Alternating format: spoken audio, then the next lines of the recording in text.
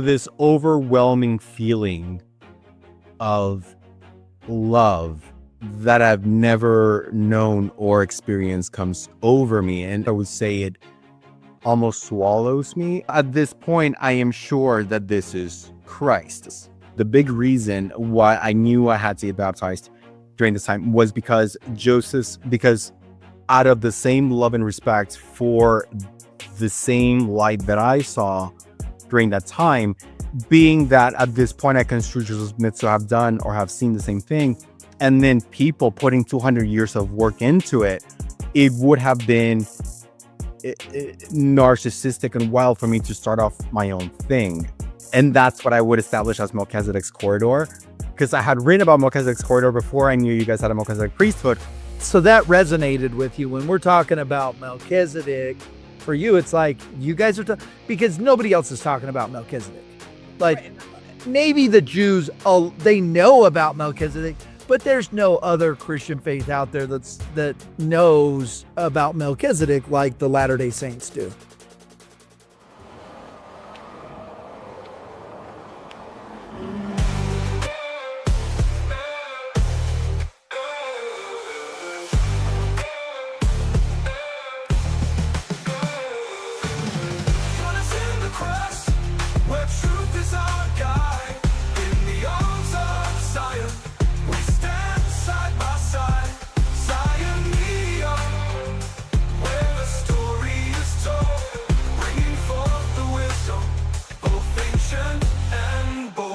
Welcome in here on Zion Media. And yes, I got my radio voice. I got my wife right here. She always says, do you have to do that radio voice? And I just do it. I don't know. When we say lights, camera, action, it's time for the host of Zion Media to be the host. That's right. She happens to be here just kind of joining us. We just got on off another call, and she just said, hey, I'll join you for a little bit. She might have to take off, but grateful to have you here. Thanks, babe. Okay, so I'm also joined by Reuben Landon Dante, and I love the last name Dante. We're going to get into that, but I go on TikTok. I maybe spend 5 minutes a day on TikTok, and before I go on TikTok, I go to my For You page and I just ask, hey, if there's anything I need to know, let me know. And sure enough, this guy Ruben pops into my feed. I don't know what caused Ruben to show up in my feed, but I'm listening to this guy, and then I go to his page and I'm listening to some of the other stuff he's talking about. And I'm like, I'm going to send this guy a message. Maybe he'd be willing to come on Zion Media. Little did I know, he's been watching lots of Zion Media already. So it's a great opportunity. And so I'm grateful to have Ruben on here, grateful to hear his story. And I don't have any announcements. So Ruben, welcome to Zion Media. Let's jump into your story. You're a convert to the church. I want to kind of start there. Give us some background and let's jump into your conversion story. Yeah. Thank you so much for having me. I love your work and I really appreciate you taking the time. Yeah. So I always say, I guess the best way I think for me to convey my conversion story is, it's a little bit of Back to the Future, because I feel like there's a longer prequel and there is, well, gosh, this can take quite a while, but I'll try to be a little bit fast. So I was prior to joining the church, I was actually in finance, right? So I actually relate to you quite a bit in that way. And I had actually walked away somewhat abruptly from that world. And I guess a lot of my spiritual evolution happened in stages, but I was a Jewish mystic or a Kabbalah, and I had one day I had an experience, I guess, where the Zohar is pretty much all in Hebrew. I don't speak Hebrew, but one day the letters were beaming at me in what I could only describe in the emanation of gold or in the appearance of gold, which is so the moment that happened, the first thing I want to say that I kind of saw was the nature of what I guess we would call eternal marriage, but I saw it as I guess more akin to a quantum entanglement, or basically a spiritual substrate. But long story short on that, I pretty much went home and I started to kind of document my experience. And then I started kind of documenting a lot of what was coming through. That's what actually spawned my first book called Remembrance. And a lot of my friends prior to this or during this, were Latter-day Saints and Jewish, because the company that I was at was half Latter-day Saint, half Jewish. And a lot of my best friends were Latter-day Saints, but I never spoke to them and they never spoke to me about their faith, really. And so I started writing, documenting, and live streaming a lot of this. We go into COVID. So at this point, I was working from home, for other reasons as well. But we go into COVID and the world goes into lockdown, and so I pretty much fully dedicate to this. I published Remembrance. I think it was December 21st of 21. When Latter-day Saints came, and so after I had that spiritual experience, I was prompted, so to speak, to run for U.S. House of Reps. And the way I had seen it at that point was that America was the last, basically the the ability for people to keep the free will, what I call the free will tenant, but agency. And if America lost that, the nature of why the world exists as we know it, to the ends of quote unquote exaltation, would no longer be able to occur here, and thus, therefore, the world as we know, it would cease to exist. So, to the ends of the exaltation of man, and so I am prompted again to move from California to where I'm originally from, which is Texas, and I don't understand. And at this point, I start asking questions. When I got You prompted, do what you feel you're led to do. right? Good. Because I guess at this point I've become pretty good at discerning this element, and so that happens. And between this time, I guess, so during my time in Kabbalah or in Jewish mysticism, I had a lot of revelation. I was very close to God, or what I felt was very close to God. Very akin to justice, and with a lot of revelation, and there's elements of extrasensory that I also materially developed during this time. So I did not have a different context at this point. This was up to the point of enlightenment as I knew it, or you know, what I would call, I guess I would call this my first awakening. One day I look out, I wake up and I look out into the sun, and the rays start to, I guess, form into what I could only, so basically I'm looking at the sun, and there's like 4 rays that look like the cross, right? And this ray begins to, I guess, transform into what I can only describe it is a pillar of gold, or an emanation of gold, and then I guess 2 clear rays come about. And so this overwhelming feeling of love that I've never known or experienced comes over me, and I guess I would say it almost swallows me. And so at this point, I am sure that this is Christ, because although I didn't see him in physical form, You could feel the love. You felt it coming from Christ, like From the sun. right. That's where you knew it inside. Yes, because you're part of it. right. And so so that moment, and it kind of like takes over me, or it becomes me, is the best way I can explain it, in that moment. Hey, today's episode is brought to you by familiesgettinghelp.com. Guys, there's so many people that I meet, especially men, that are struggling with pornography. It is affecting your ability to love it's affecting your relationships, and it's affecting your relationship with Christ. I prayed sincerely to be introduced to a group that could help people, and they have a 95% success rate. Reach out to familiesgettinghelp.com, schedule a private assessment with Mark. He's going to walk you through how the program works. They're using hypnotherapy and other modalities that can help you overcome your pornography addiction. The program takes about 6 to 7 weeks. So make sure and go to familiesgettinghelp.com, schedule a time with Mark. He'll do an assessment for you and get help today. At this moment, I am now unconditionally Christian because prior to that point, I had no context at all, right? I mean, people can only see from their level of perception. So I cannot, I think that's like, I am not judgmental and I try my best never to be.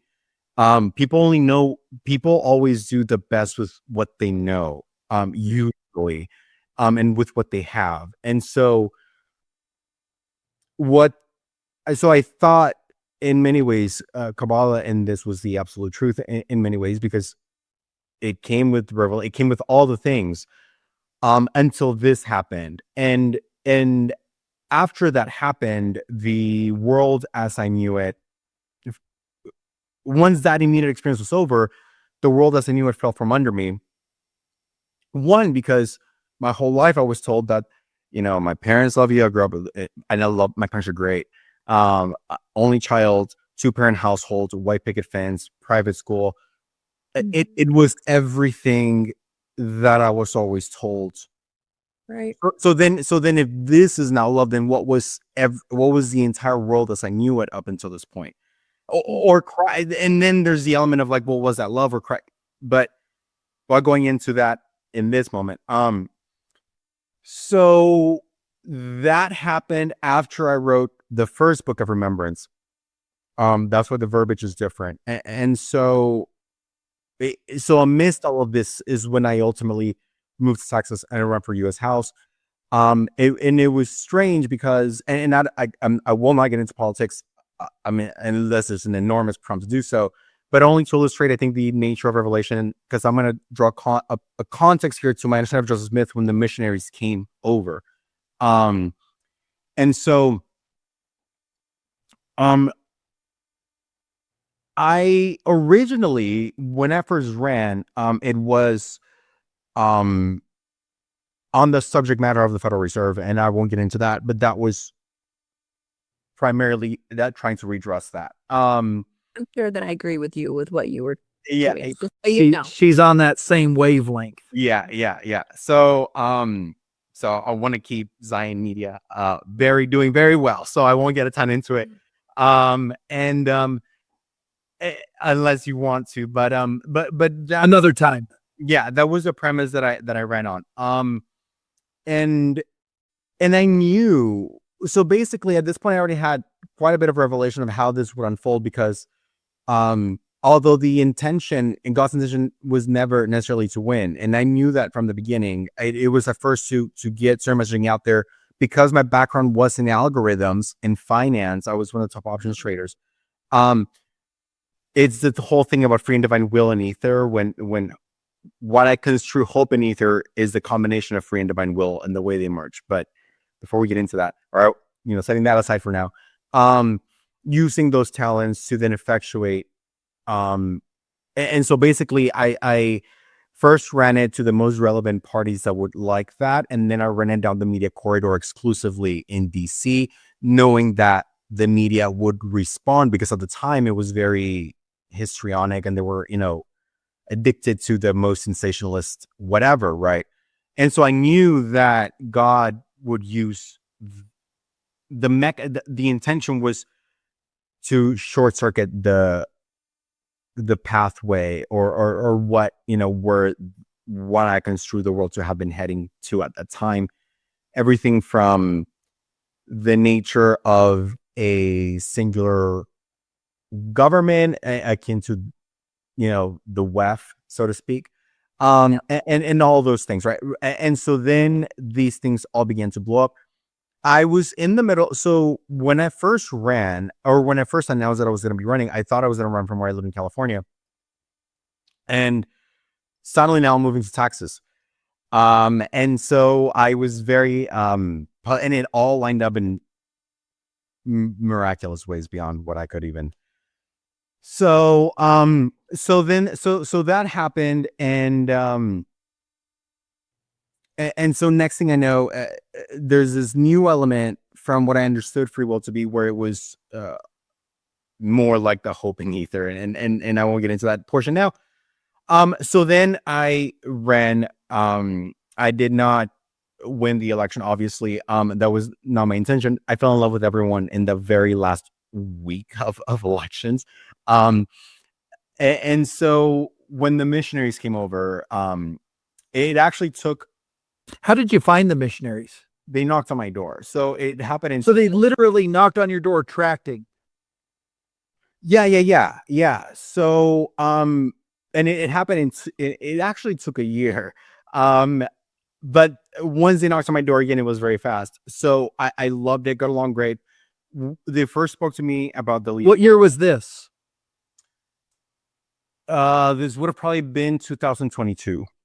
Okay, so 2022. Yeah.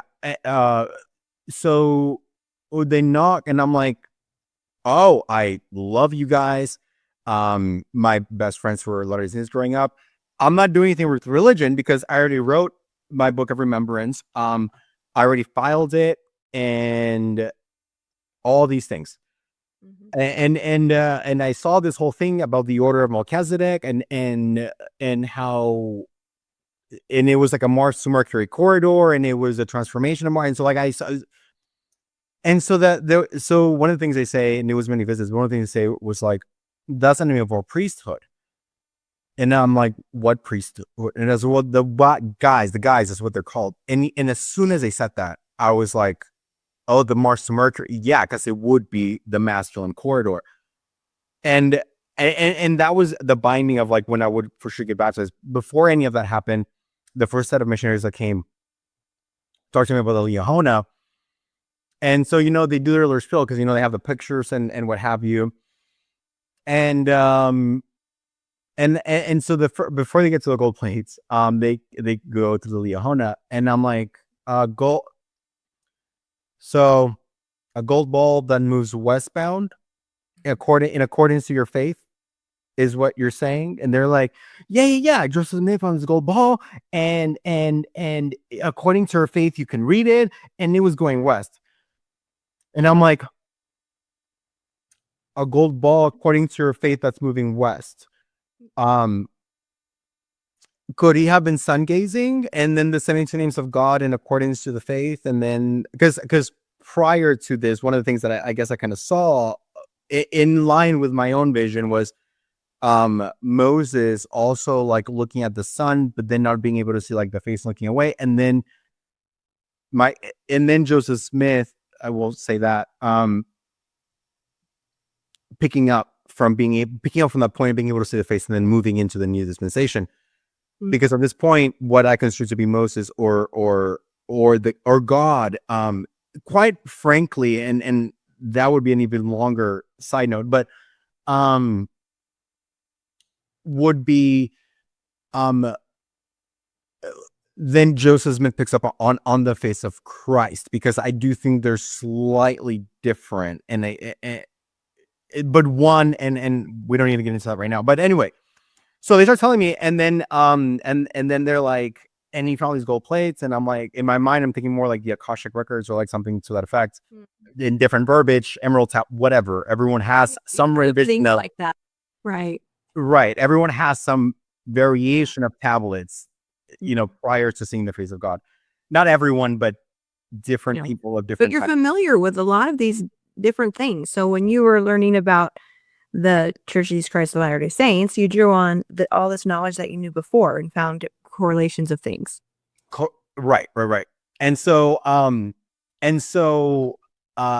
of the holdups was like, I know this is true and all of this, I would love to get baptized, but you guys have as a contingency that only the prophet can receive revelation. And I'm afraid that if I become a member, able and willingly knowing that's a contingency, I'm afraid that my revelatory experiences that I've had up until this point will be then delegated to the prophet. And so I know this church is true, but you have that clause And so I don't want to mess with it. A year later, actually, right before my birthday or on my birthday, was December, because it was right around my birthday, because the devotional ended up being on my birthday for from that year from Russell Nelson. But I told him, I was like, look, I love it. I love you guys. Do you want anything? Water, food? I'll bring you whatever you want. And they're like, oh, are you a member? I'm like, no. And then I kind of told them, they double checked. It went, well, I don't know where it went, but it was finally, then they were like, no, he received revelation as far as the direction of the church, for the entire church, not for all of humanity at large. And because of these different platforms, you would already have presiding jurisdiction over those that you would have not jurisdiction, we call it presiding hood over, or what have you. But you were able to come to find that you receive your own revelation for you. Right. So that's what I was saying. I was like, I can't. And so That will go away. Right. And so they were like, no, it's okay. You can continue with the revelation. And I'm like, okay, well, I'm becoming a member on the contingency that I am not forgoing my pre-existing and ongoing revelation. Right.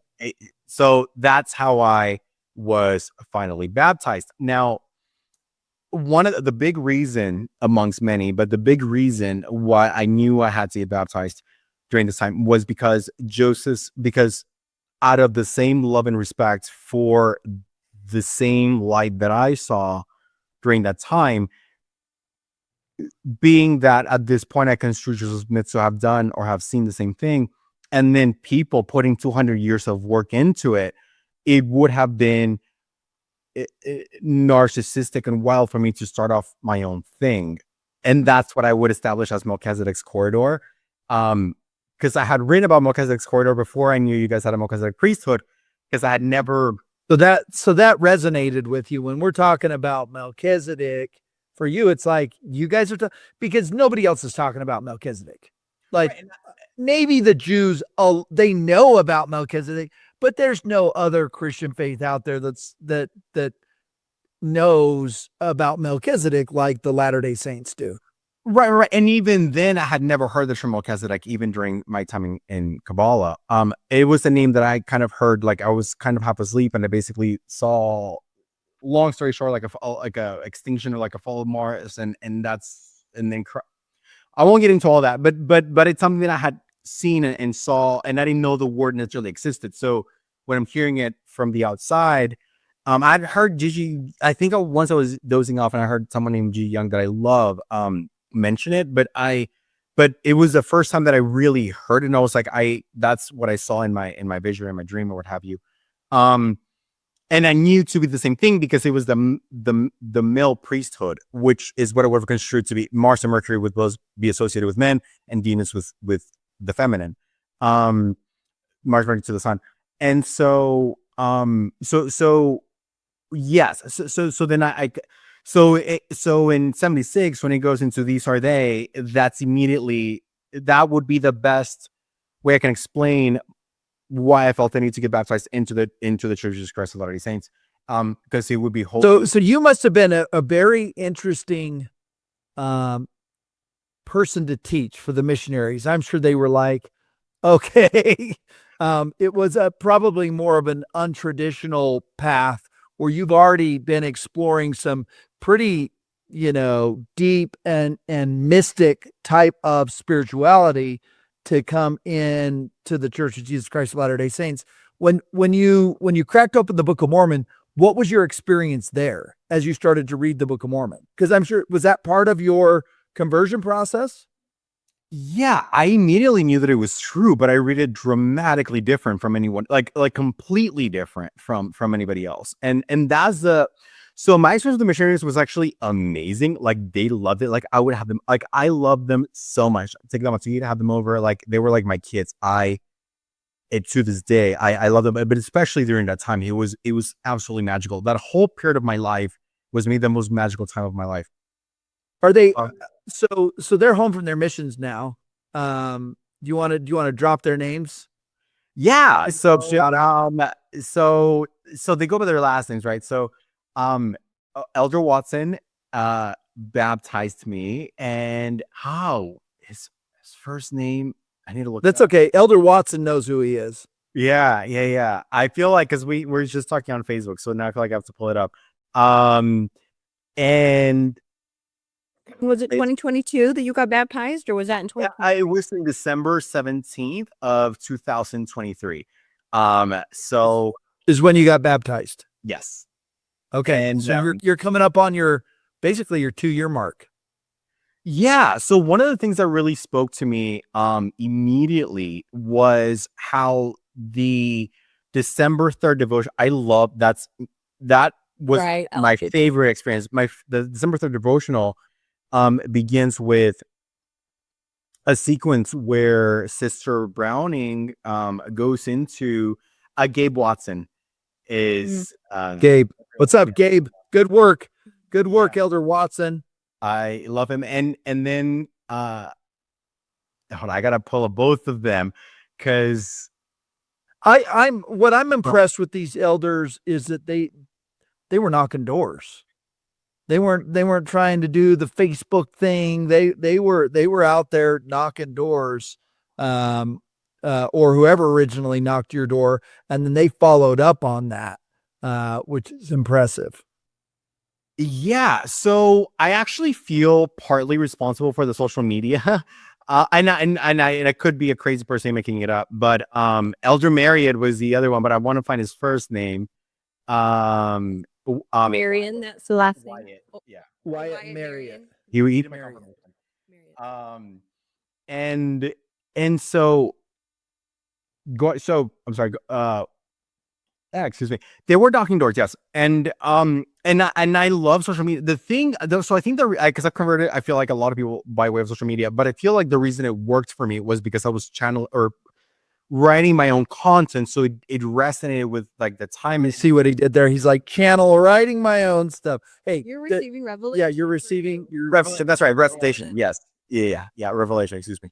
channeling. Hey, the channeling's just another word. People don't understand this, but everybody else outside of LDS framework will use the term channeling. We have drastically different language within Latter-day Saint universe. But I tell people all the time, they're like, it's a channeled work. I'm like, the Doctrine and Covenants is a channeled work. He's channeling the voice of the Lord. So it's channeled. It's just a different language. So I like what you did there. Yeah. It's a different, but I think, and I think, and actually, I guess we'll get into that. I think the Book of Mormon, and these were always supposed to work by revelation with your communion with God. I don't think it was. I think the delegation of every thought to outside sources, I don't think was ever preached then or now. Certainly not today, and certainly, and I don't think during Joseph Smith's time.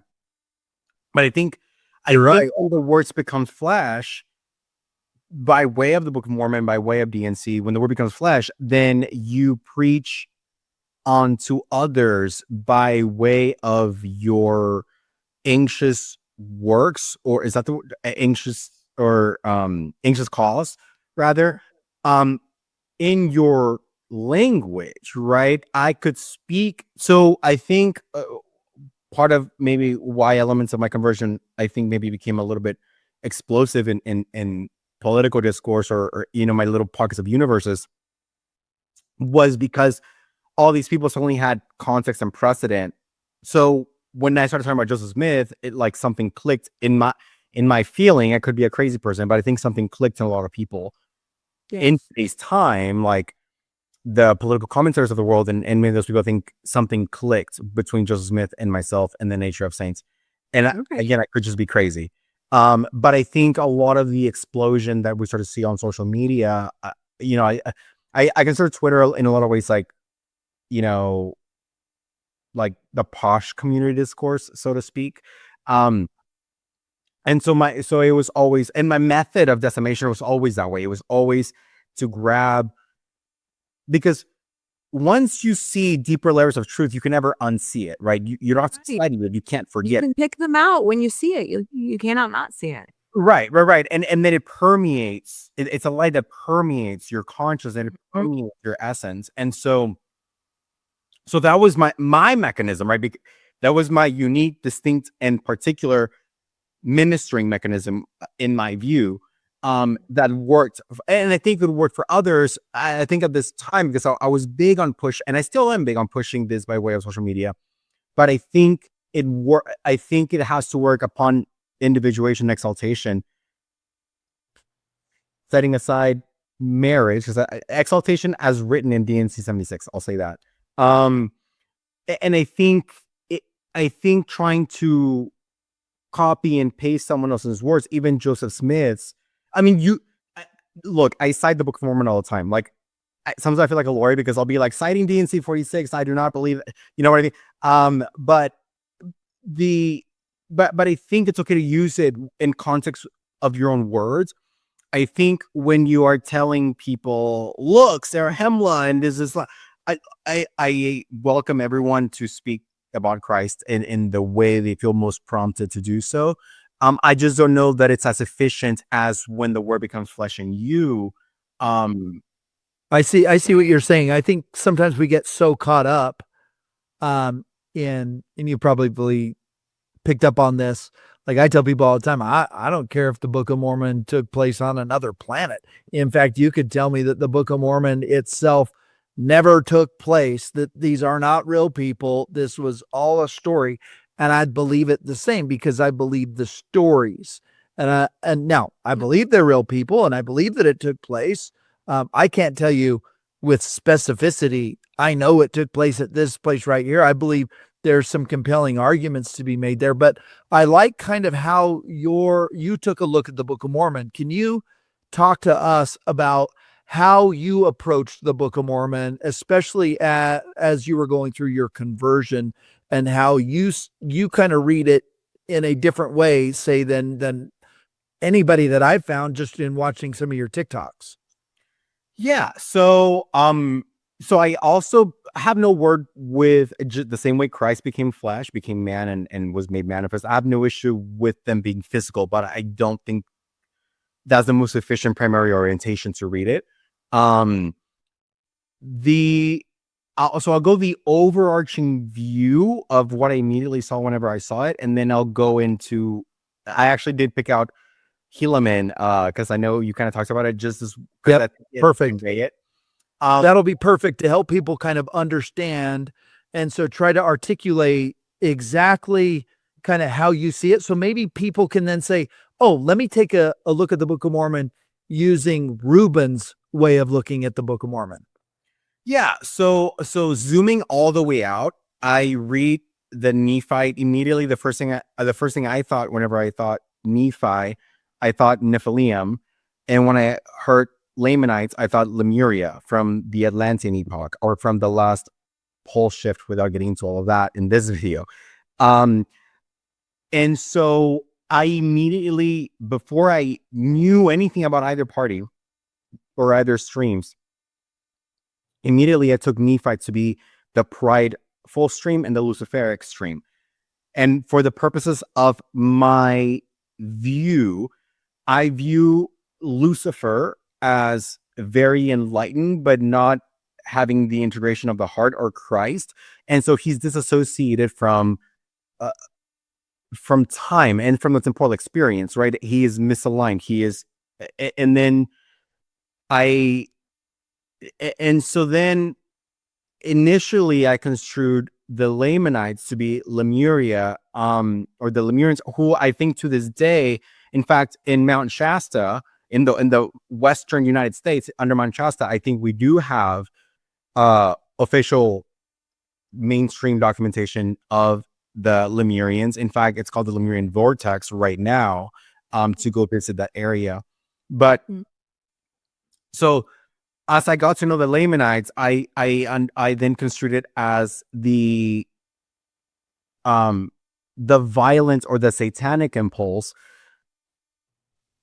Satanic being defined using the Kabbalistic definition of opposing force, or from the outside in, lead opponent, and also accuser, right? So the external pressurization, and then Lucifer to be rumination without absolution, but disassociated from the heart, which is why I'm not, all respect to Buddhism and all the other I'm spiritual.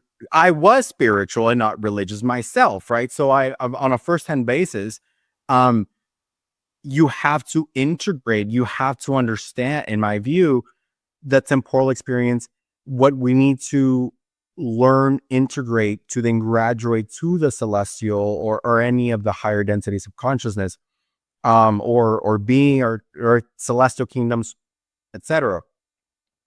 So, and the more I read the Book of Mormon, the more I am reaffirmed in my original purview. So from this standpoint, it is easier for a violent person it is easier to move upward than the spinning wheel to stop spinning, right?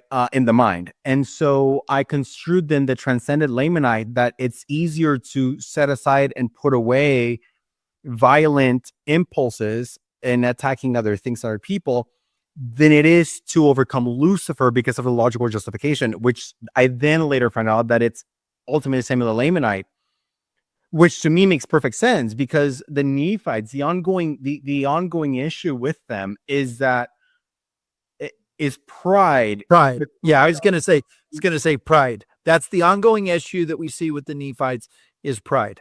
And pride then goes into logical justification. Logical justification then goes into otherizing people, that then goes into judgment, that then goes into externalities of that then goes into gnats and camels.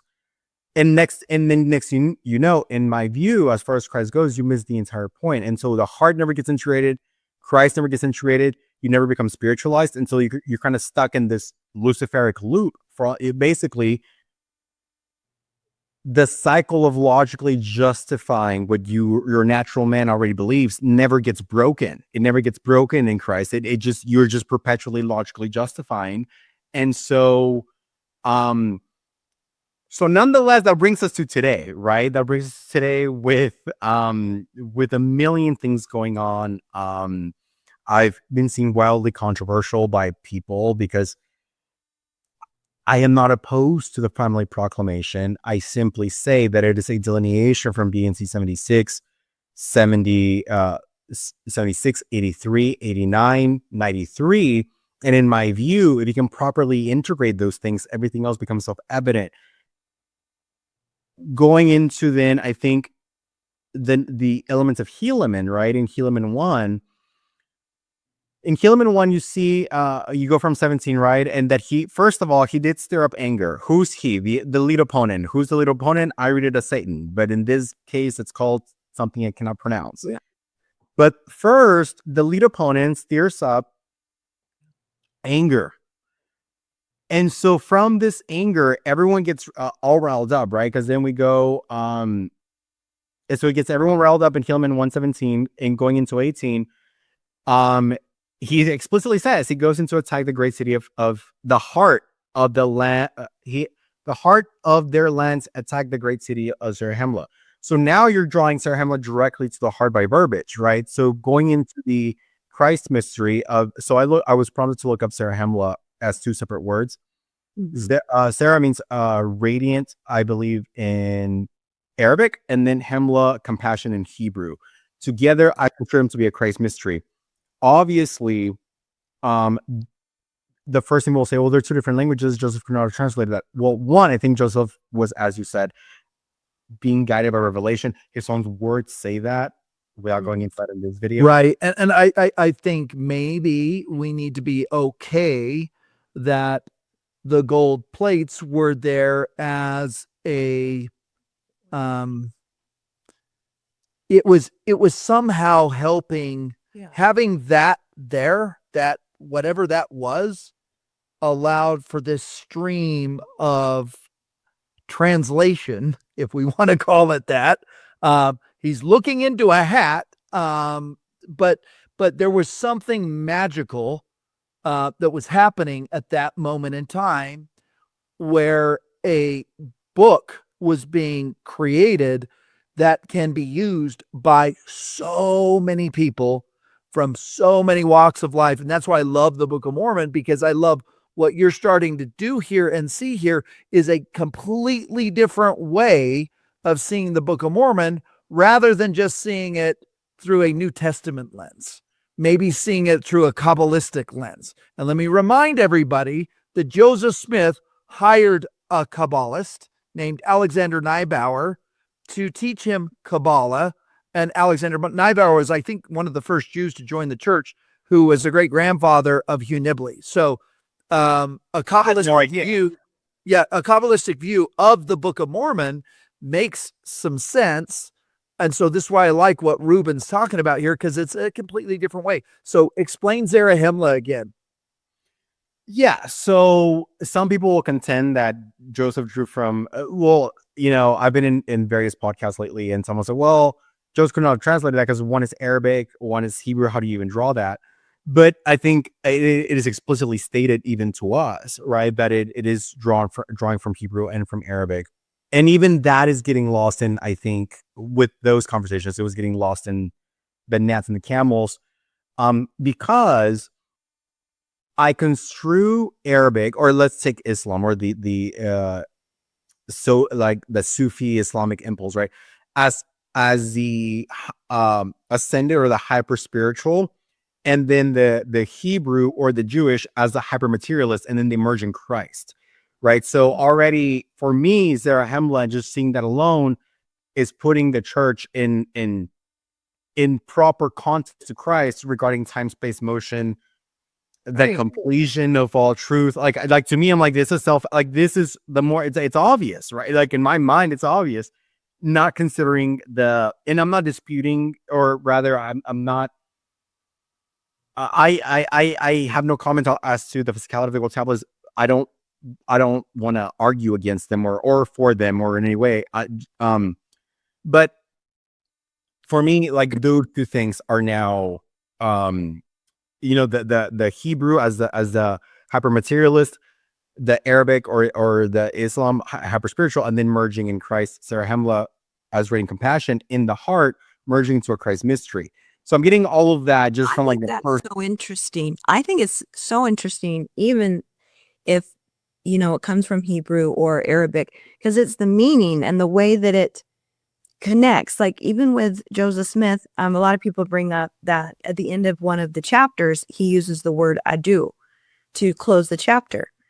And do you know what I'm talking about? Yeah. Well, all of these words of Joseph Smith, of translating or channeling or using whatever's happening, none of those words,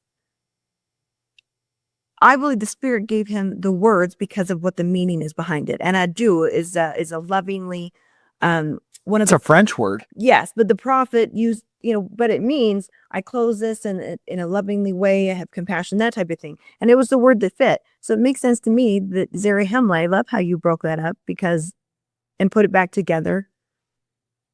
Yeah, no, I 100% agree with you. So I love writing. I love like, and sometimes I am like, when the Spirit is telling me to write, there's deliberate misspelling. Like there's deliberate like odd periods, deliberate dashes, because it's supposed to almost sing to your. There's a soul song that I think I do the same thing with the word, and she knows this. I break down words like Israel, Is-Ra-El. I'm like, that is symbolic of God Isis, God Ra, and God El. Israel, and it's likely that Israel, or the house of Israel, is partially of the house of Isis, partially of the house Ra, and partially of the house El. Now that gets very deep, but I break down these words because I'm like, there's meaning behind what each one of these mean. And when I see your last name, Dante, do you know what Dante, I mean, I'm sure you do. You know what Dante means, right?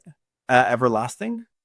Everlasting Is the literal definition. As far as like breaking down the like within it, I haven't done it. Okay, so Dante's Inferno. Yes. Now, or I should pull up my GPT because I did some work on your last name, Dante. But we'll ask Abel. But jump into Helaman as I kind of look up your name, Dante, and as I break it down in the Hebrew. Yeah, what Helaman chapter is that? But you guys, Helaman 1, right? So I'm going from Helaman 1. Right. So off the bat, immediately I'm putting together the Sufi spiritual Islam mysticism and the hypermateriality of it drawing from the Hebrew and then merging in Christ, together creating radiant compassion, which then I construe as a Christ mystery. and Helaman of Helaman, being the judge in the heart, then light as a feather, and again another Christ riddle. So it's like a riddle within a riddle about Christ. But even in this element of Helaman, right? So off the bat, he goes for the heart of Zarahemla. So in as much as he takes possession of the whole city. So the thing is, when you think about, so I guess I'll tell you first how I read it, and then I'll sustain it by the actual words. But basically, what I saw was Satan sending. So first, you get baptized, and then you transcend it, right? So maybe Satan gets killed; he cannot really attack you, but then he sends all of his demons to your blind spots, and they're going straight for your heart, because who is in your Christ is in your heart. Christ is in your heart. Christ is in your light. Is in your heart. So he's always going to go for the heart. So then I read the rest of the story. So first, then contention got them all rattled up, right? So immediately you then break up from the heart, and now you're responding to all of your blind spots, your coping mechanisms, your trauma, your hyperreactivity, programming, whatever it is, and you start, and then the more it evolves, you completely now externalize the heart, and then ultimately the heart will be vacated because everyone was so distracted with the elements of the world, going into the point where it does take possession of your whole city, or all of your body, or all of your purview, or all of your cells. Yeah. And then we go into and then in 24, the elite opponent, supposing that their greatest strength was in the center of their land, and so therefore he marched forth again. And this context already establishes marching forward directly to the heart of Zarahemla. That is where his death set going. That is clearly established from the onset. Helaman was the son of Helaman. So again, radiant compassion and Christ and God now become a mystery unto themselves. And I'm getting the chills again, but because Helaman of Helaman, well, is God the Son or the Father? Are they both? Well, it is, but so there's no. So the Helaman of Helaman then starts to play into the radiant compassion that is the nature of Christ, a compassion that consumes you like the brightness of day. I will say we even channel the same phraseology before. So I said brightness of day, and I think Joseph Smith said as brighter than the sun, or Yes, yeah. and I think our even the channel stream was like same phraseology, like the construct of it. That's how so I knew that the Book of Mormon was true, not just by the literal words, but the song within it as written. Like there's a certain song, phraseology that is activating. It's a little bit like Alice in Wonderland. It is not like the New Testament, because it's at least a fifth dimensional book at minimum. And so then he goes, so it is reaffirmed again in Helaman 1:9. But behold, Helaman, as they're going forth into the judgment seat, right? So the opponent is going to the judgment seat at the heart. So Satan, or the lead opponent, is trying to vacate the heart and insert himself as the judge, the jury, and the arbiter. That's what is happening in this story. And so then it says, this is not the end of Helaman, it is the end of Nephi, right? Which to me, I'm like, so at this point, we are contending with the church community on the interwebs, because I'm like, you guys, this is obvious. You are stuck in the Luciferic stream. You're logically rationalizing all these things. This is not the end of Helaman. This is the end of Nephi, and I feel like I'm losing y'all.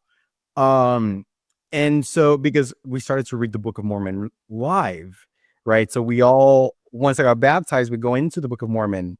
From my baptism going 17, then the next year starts with reading the Book of Mormon. So all of this begins to, in my view, unfold on a live basis. And this is part of the Church of the Firstborn element that I think the Word becomes flesh exactly at this time. But so let me tell you about your name. So in Kabbalah, Dante, names have vibration and assignment. Dante's journey through the inferno mirrors the journey of the soul through judgment, refinement, and exaltation. Now, what I did is the name Dante is tied to Abaddon. There's something that's tied to the name Dante. Abaddon, as a purifier through destruction, serves a similar role. Therefore, you could see Dante as a poetic name for the shadow side of the servant, one who walks with Abaddon, who documents, judges, and guides through the pit, possibly the scribe of the destroyer, as Dante was the vigil in the Divine Comedy. So the name Dante in Latin means enduring and steadfast.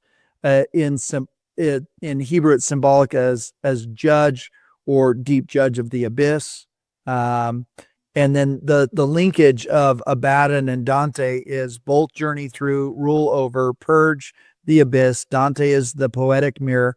Abaddon is the force. So, anyways, yeah, I love that actually, because I mean, I think that's, I know you got to go soon, but I think that's a great way to go into that, because that actually kind of brings us to the present. I agree with all of that, because when I got baptized, I didn't know that there was a book titled Remembrance in Doctrine and Covenants. Book of Remembrance. Yeah, and you had already written one.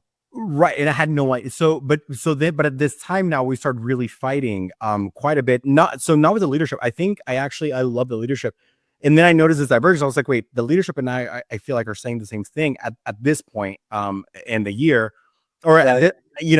and so then became this like exacerbating frustration. Now I'm not alleging anything about myself or anything at all, other than I didn't realize that was going to be a title in D&C until we started to really contend on what any of this means.